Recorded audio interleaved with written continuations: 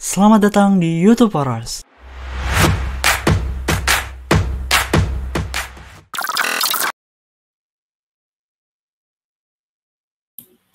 Oke, karena udah menunjukkan waktu 19.35, mari kita mulai study group kali ini. Pertama-tama, Assalamualaikum warahmatullahi wabarakatuh. Selamat malam semuanya. Waalaikumsalam warahmatullahi wabarakatuh. Ya, semoga baik-baik semua. Waalaikumsalam.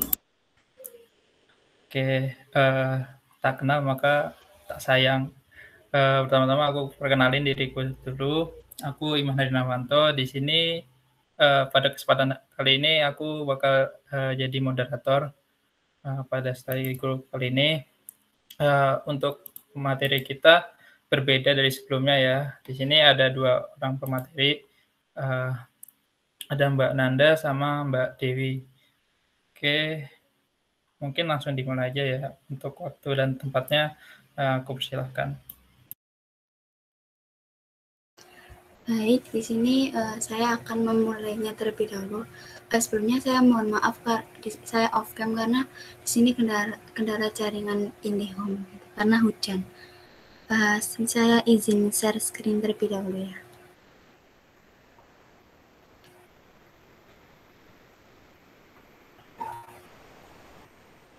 Apakah sudah terlihat share screen saya? Sudah kelihatan kok. Baik, terima kasih. Ini saya akan menjelaskan mengenai JavaScript lanjutan atau Advanced JavaScript. Yang pertama yang akan saya bahas yaitu asinkronus JavaScript. Mengapa kita harus belajar asinkronus JavaScript? Karena tujuan belajar asinkronus JavaScript ini agar kita kedepannya tidak bingung ketika dihadapkan dengan teknik-teknik JS seperti callback, promise, ajak, dan async and wait. Selanjutnya, pertama yaitu callback. Callback itu sendiri merupakan function yang dikirimkan sebagai parameter pada function yang lain, atau merupakan sebuah function yang dieksekusi setelah function lain dijalankan. Yang kedua, di sini saya akan membahas mengenai promise. Promise itu sendiri merupakan sebuah objek yang mempresentasikan keberhasilan atau kegagalan sebuah event yang asinkronus di masa yang akan datang. Promise di JavaScript ini disebut juga states, di mana memiliki 3 kondisi, yaitu fulfilled, reject, sama pending. Dan memiliki function callback, yaitu ada resolve, reject, sama finally. Dan memiliki aksi, yaitu then atau catch. Then ini terjadi apabila resolve, apabila catch ini terjadi apabila reject. Yang ketiga, saya akan menjelaskan mengenai async await. Synchronous function itu merupakan fungsi yang berjalan secara asinkronus dan menghasilkan implicit atau promise dan memiliki keyword await untuk memberhentikan sementara eksekusi fungsinya sambil menunggu promise-nya selesai. Terus selanjutnya akan dibahas rekan saya mengenai functional programming. Selanjutnya, functional programming. Nah, apa sih functional programming itu?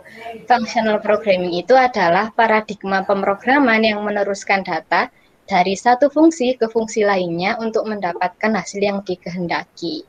Nah, sebenarnya paradigma pemrograman itu bukan hanya functional programming aja, tapi ada banyak, kayak OOP, terus ada prosedural juga.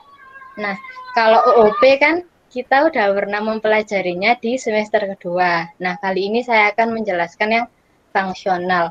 Kalau OOP itu datanya diperlakukan sebagai objek, kalau functional programming datanya diperlakukan sebagai fungsi.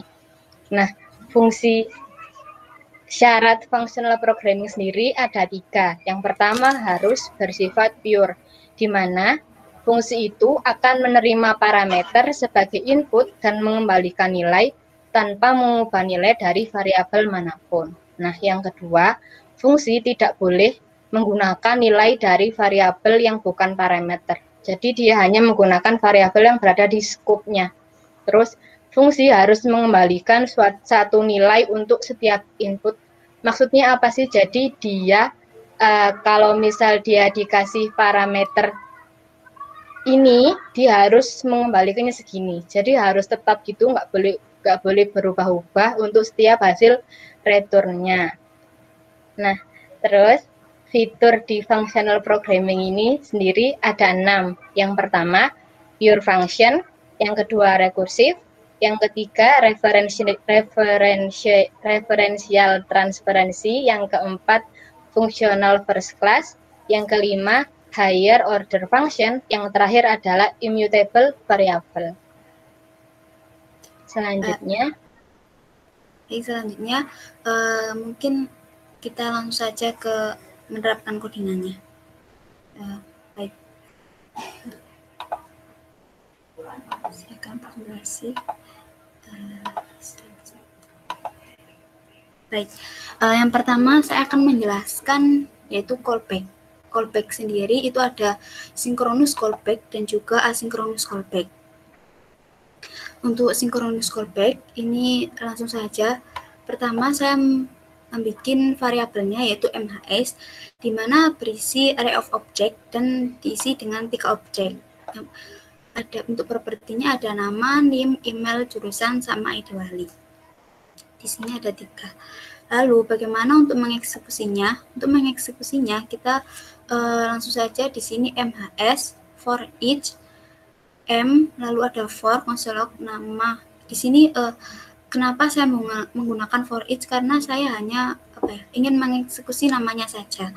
Lalu di sini kenapa saya menggunakan for? Di sini saya buat agar seakan-akan datanya kayak loading gitu, banyak gitu. Lalu di sini juga saya tambahi konsol mulai dan juga selesai agar nanti hasilnya kayak kelihatan gitu. Kalau sinkronus bagaimana gitu. Oke, saya run terlebih dahulu.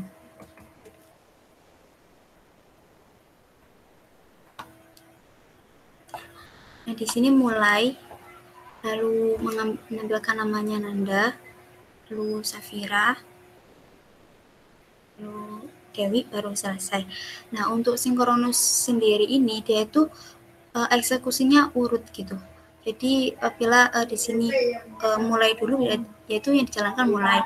Lalu yang kedua di sini for each nama ya sudah, yang kedua yaitu yang dijalankan for each nama dulu sampai dia selesai for each, baru bisa mengeksekusi yang selesai ini. Berbeda dengan yang asinkronus ini. Nah, gini saya komen dulu untuk menjelaskan yang asinkronus. Untuk yang asinkronus,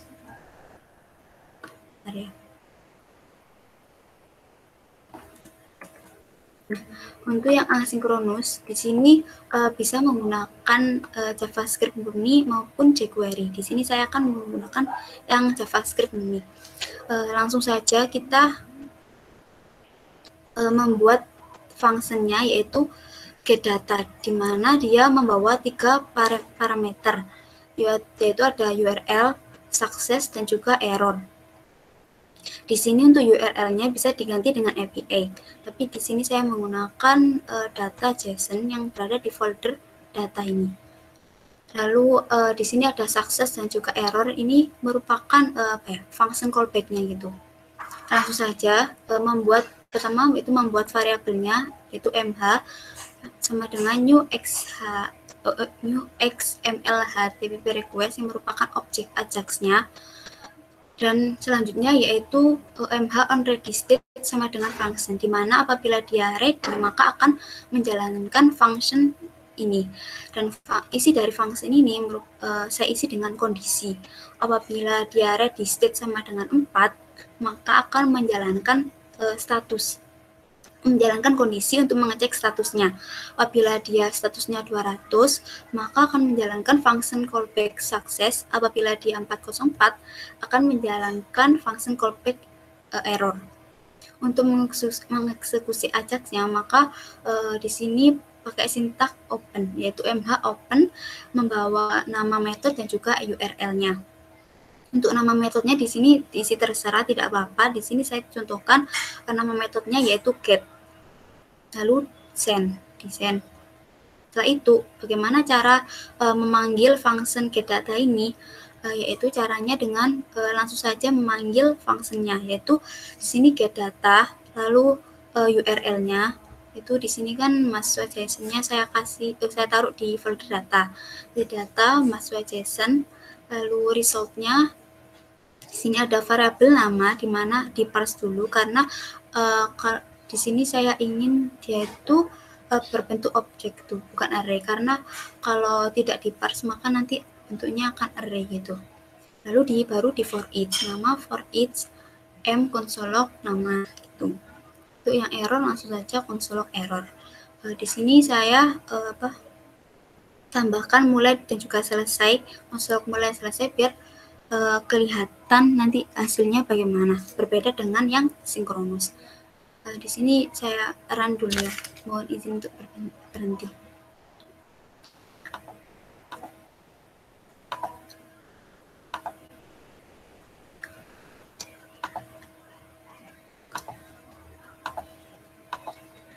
Oke, apabila dia di run maka dia berbeda dengan yang sinkronus. Tadi yang sinkronus kan mulai lalu menampilkan namanya semua baru selesai. Apabila yang sinkronus itu dia mulai selesai lalu nama. Ini kok bisa begini karena yang function get data tadi yang membawa nama-nama tadi itu dia merupakan asynchronous callback. Jadi di stacknya yang dijalankan yaitu yang synchronous callback, yaitu yang mulai yang selesai yang langsung dieksekusi. Tadi kan konsol kan itu langsung dieksekusi mulai sama selesai. Makanya dia dieksekusi dulu, mulai ditampilkan, lalu selesai dulu. Lalu yang synchronous callback, asynchronous callback ini disimpan di web API dulu. Setelah itu ditaruh di antrian, lalu dilihat di stacknya apakah dia sudah kosong atau tidak. Kalau kosong maka baru dia ditampilkan yang function asynchronous callback tadi. Itu jadi perbedaannya pada sininya itu. Baik, saya lanjut ke codingan. Bentar.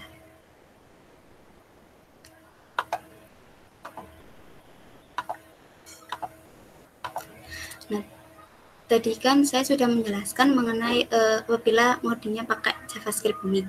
Di sini ada yang lebih efektif atau lebih singkat lagi, yaitu menggunakan jQuery. Akan tapi apabila menggunakan jQuery, itu harus ada membutuhkan script eksternalnya. Nah, untuk script eksternalnya ini bisa dilihat di jQuery CDN.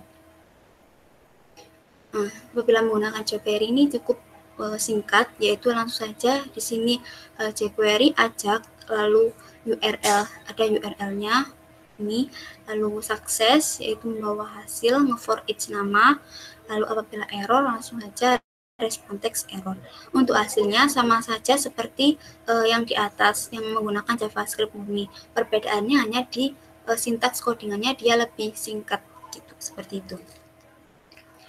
Dan selanjutnya saya akan menjelaskan mengenai promise. Nah, promise dengan waktu tertentu. Langsung saja ya, di sini ada variabel ditepati di mana dia diisi dengan nilai true. Lalu ada promise janji. Di sini membawa parameter resolve dan juga reject yang merupakan function callback. Dan diisi dengan kondisi apabila dia ditepati atau bernilai true, maka akan menjalankan set timeout seperti ini.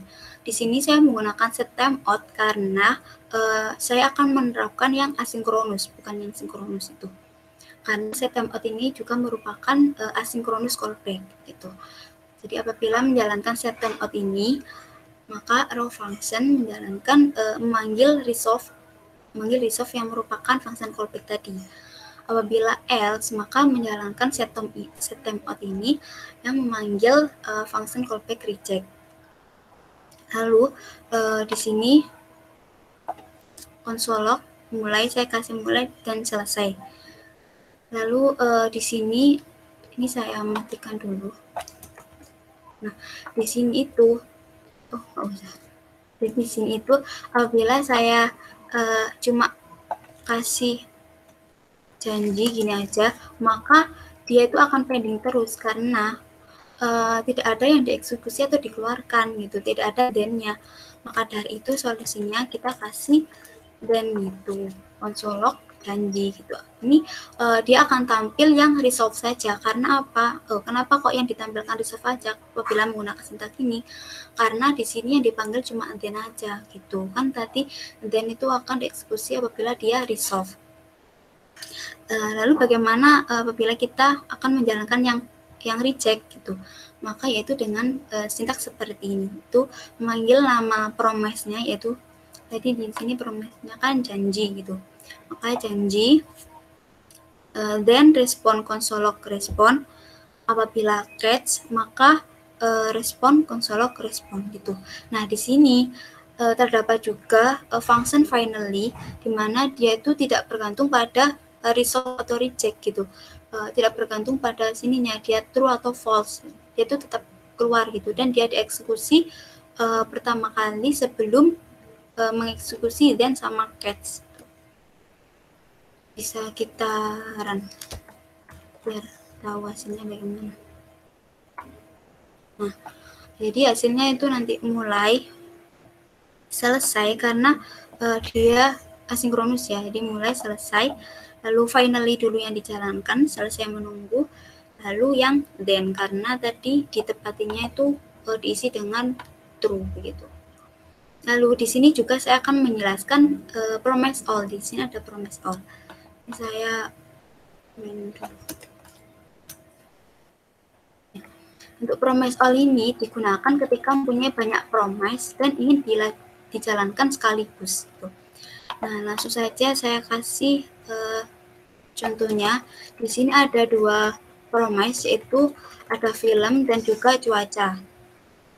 Dua promise yang menjalankan resolve, lalu menjalankan start dengan arrow function, lalu resolve-nya dipanggil, isinya array of object, ada title, year, ID, sama type.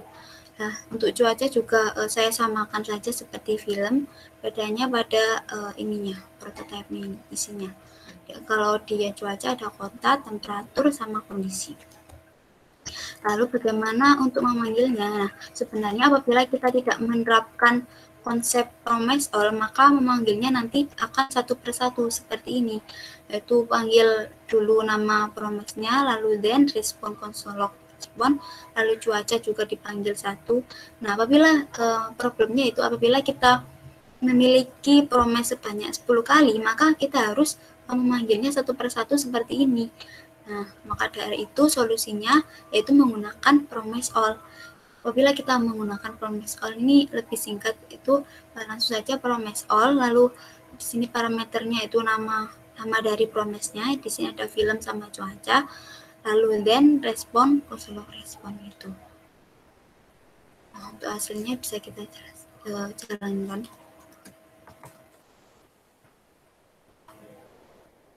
Nah, hasilnya ini langsung sekaligus, itu kota, lalu maaf, ini tidak saya matikan.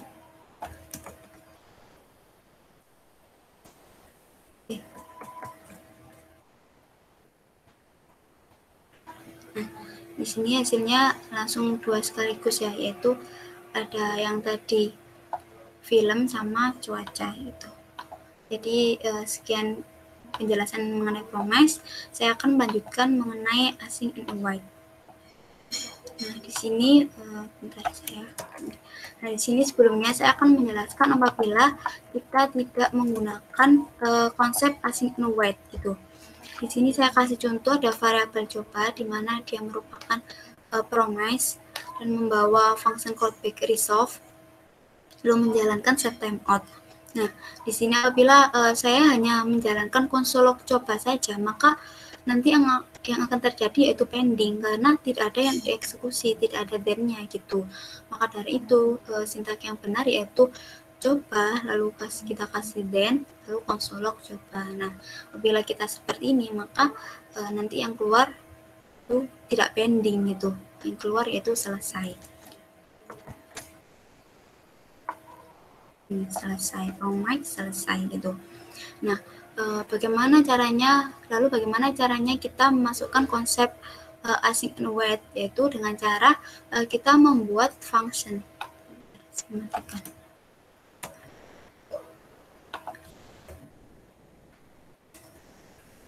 yaitu dengan cara membuat function dulu, yaitu misal di sini saya membuat functionnya yaitu coba promise, lalu mereturn promise-nya itu yang tadi ini di sini kita return, lalu kita tambahi resolve reject, lalu kita kasih variabel waktu 3 detik, lalu kita kasih kondisi apabila waktunya dia itu 5.000 maka 5.000 maka dia akan menjalankan set timeout resolve yang isinya resolve. Apabila dia lebih dari 5.000 maka akan menjalankan function callback reject gitu, yaitu yang isinya selesai sama kelamaan.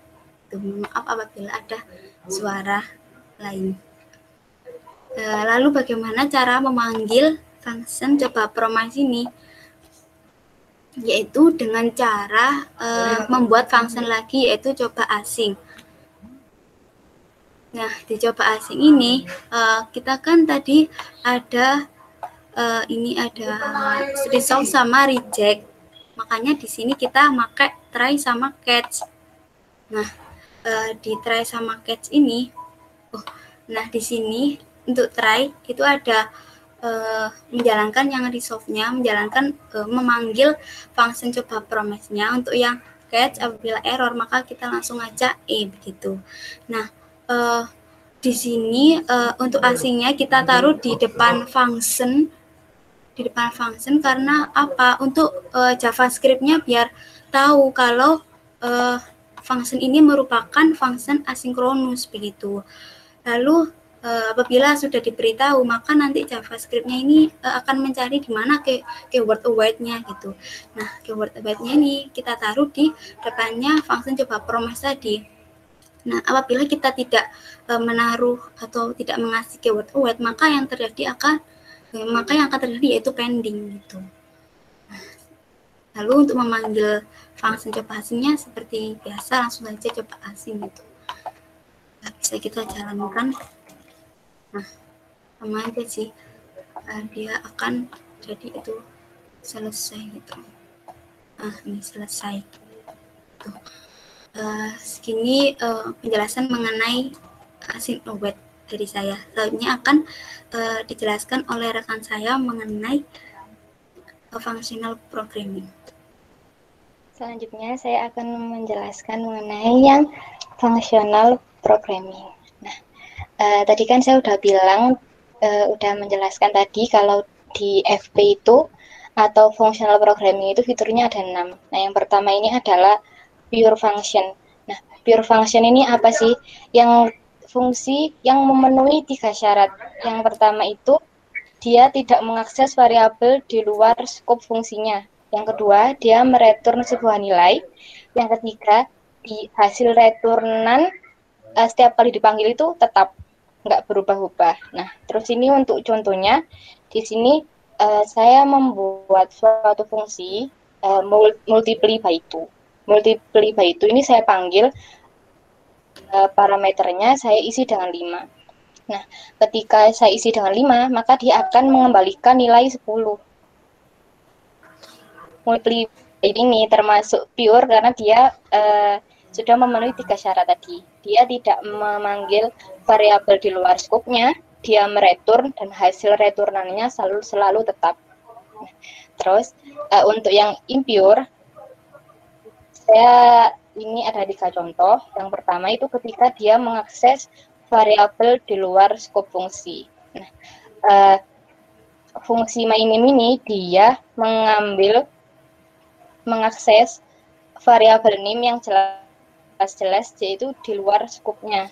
Nah, maka dia tergolong yang impure. Terus yang kedua, tidak mereturn sebuah nilai. Memang fungsi yang divide by 3 ini dia tidak menggunakan variabel di luar skopnya, tapi dia jelas-jelas tidak mereturn sebuah nilai. Nah, digolongkan sebagai impure. Yang ketiga ini adalah hasil return berubah-ubah dan tidak tetap. Di sini saya membuat suatu fungsi yang dia akan mereturn parameter ditambah dengan sebuah random number. Nah, kalau random number kan berarti dia setiap kali dipanggil selalu berubah-ubah, meski num-nya atau parameter yang dipasing itu selalu sama, tapi karena dia ditambah suatu nilai yang berubah-ubah, maka kan hasilnya tiap kali dipanggil kemungkinan bisa berubah. Maka dia digolongkan sebagai integer karena tidak tetap setiap dia dipanggil gitu. Terus yang kedua ada rekursif. Nah, rekursif sendiri ini kita udah mempelajarinya di semester 2 kemarin yang UUP. Rekursif itu apa sih? Rekursif adalah sebuah fungsi yang memanggil dirinya sendiri. Nah, misal di sini saya membuat fungsi Fibonacci. Terus parameternya saya masukkan 2. 2 ini kan num 2, terus dia dicek. Jika num-nya kurang dari sama dengan 1, dia akan mereturn num. Karena 2 jelas-jelas lebih dari 1, dia akan langsung yang ke bawah. Return Fibonacci num kurangi 1. 2 kurangi 1, 1. Terus dia naik ke atas lagi karena dia memanggil dirinya sendiri kan. Dicek lagi. 1 kurang dari sama dengan 1 apa enggak? Iya. Nah, maka dia akan mengembalikan 1. Terus yang untuk yang sebelahnya, Fibonacci num dikurangi 2. Tadi yang dipasing kan 2. 2 kurangi 2, 0. Jadi dia yang direturn adalah 0. 1 tambah 0, 1. Jadi akan mengembalikan nilai 1. Terus, di sini selanjutnya adalah first class function ini apa sih? First class function ini adalah fungsi yang dapat kita simpan di sebuah variabel, objek, ataupun array. Nah, saya contohkan di sini. Saya membuat fungsi yang disimpan dalam sebuah variabel let is out ini. Kalau misalnya saya mempasing parameter 1, maka dia akan mengeluarkan nilai true. Karena 1 dimodulus 2 dengan 1. Maka dia mengeluarkan hasil true. Terus, yang selanjutnya adalah high order function. High order function ini sama seperti callback. Jadi, dia itu adalah fungsi yang dipasing sebagai parameter di fungsi lain. Gitu. Nah, ini saya contohkan. Saya memiliki array number. Kemudian saya memiliki fungsi out array. Nah, out array ini dia saya kasih parameter array number tadi. Terus numbernya ini bakal di for each. Terus dia bakal dicek di function is out. Kalau misal dia ganjil atau true, maka dia akan di-push ke array out array. Nah, function out array ini bakal ngembaliin array out ARR gitu. Misal saya panggil di sini, dia bakal ngembaliinnya 1357. Karena yang ganjil aja kan. Terus di bawahnya ini ada contoh yang lebih mudah. Kita memakai field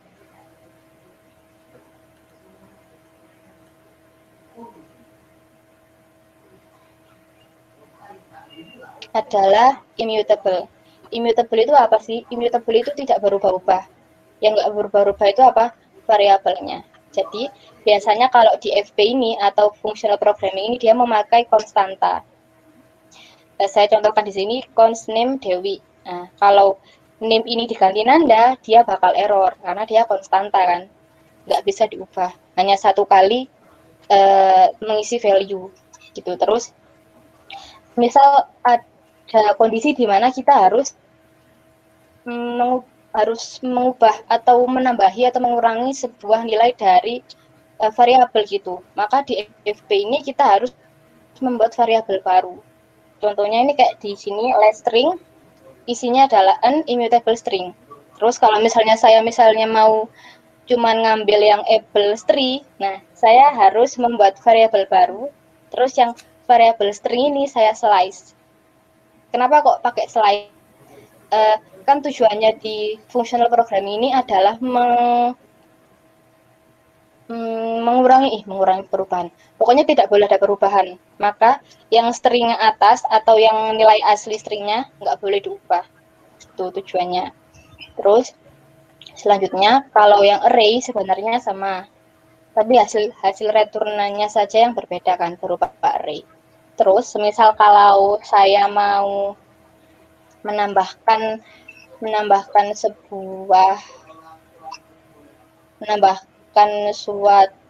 sesuatu ke array fruit yang banana, orange, dan lain-lain ini, saya harus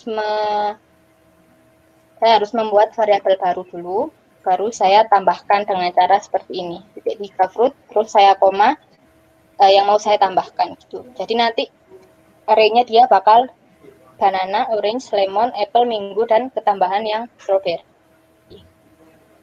Terus yang kalau soal immutable di objek itu pakai objek freeze biar tak bisa diubah.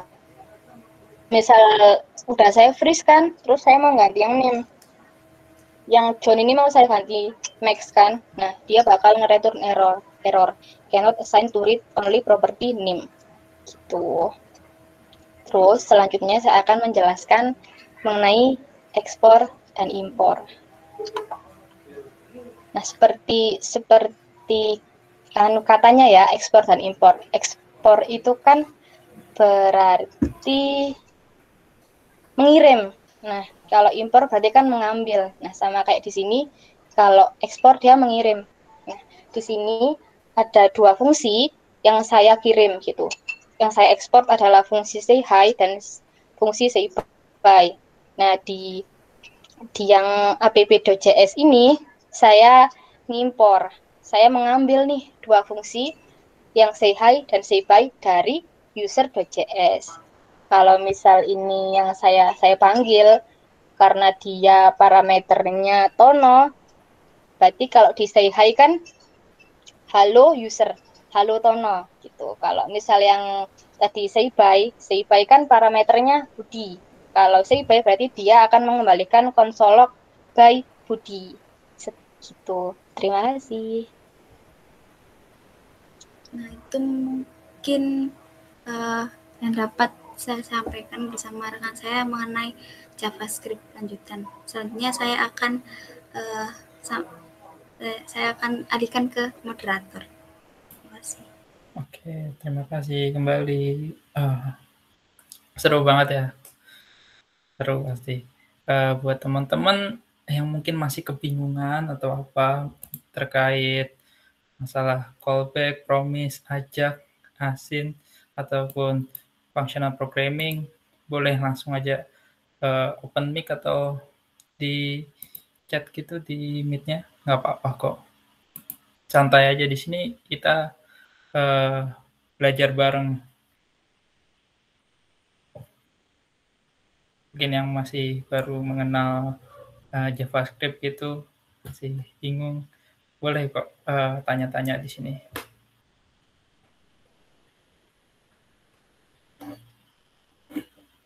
Gimana nih teman-teman?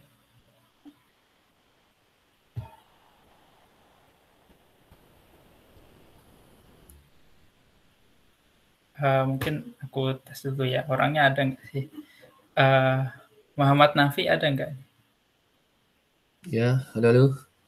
Gimana Mas?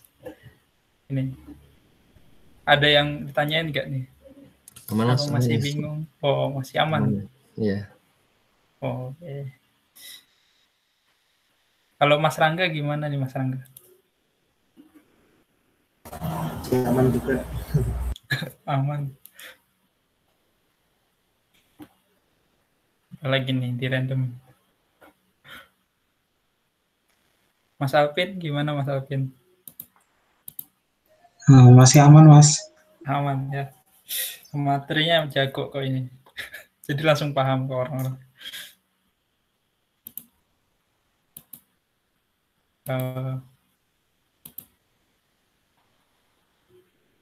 Aku tunggu ya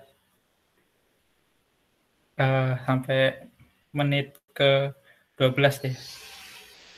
Mungkin ada yang mau tanya gitu atau bingung. Nggak apa-apa, santai aja.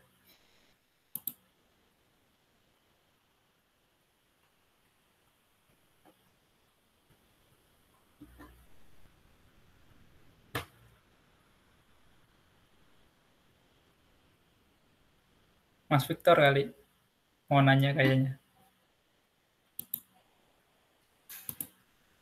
Mas Victor, ada nggak nih?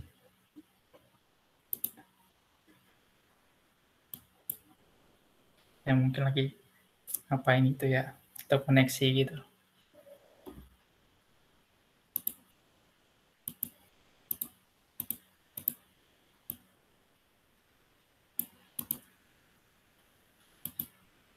Kayaknya nunggu menit 12 lama banget ya kayaknya jadinya.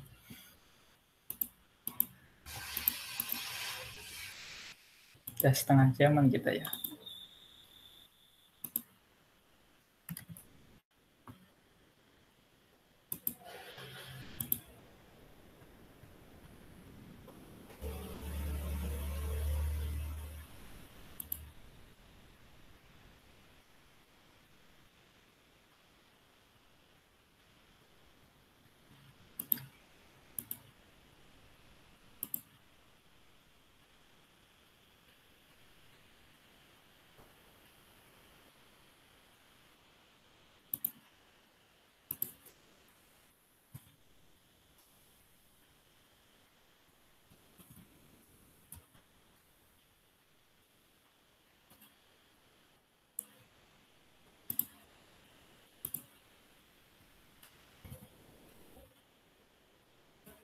Oke, karena udah menunjukkan 20 lebih 12 ya. Mungkin udah pada paham semuanya di sini. Jadi mungkin aku bakal tutup untuk study group kali ini. Terima kasih banyak buat teman-teman yang udah hadir maupun pemateri yang telah memaparkan materinya. Jika ada kurang lebihnya dari saya ataupun pemateri, kami mohon maaf. Wassalamualaikum warahmatullahi wabarakatuh. Waalaikumsalam. Sampai jumpa di episode selanjutnya. Jika ada yang ingin kalian tanyakan, atau mungkin ingin sharing ilmu kalian, bisa tinggalin di kolom komentar di bawah ya. Jangan lupa like kalau kalian suka video ini, share, dan subscribe channel ini biar kalian gak ketinggalan sama updatean selanjutnya. Dah.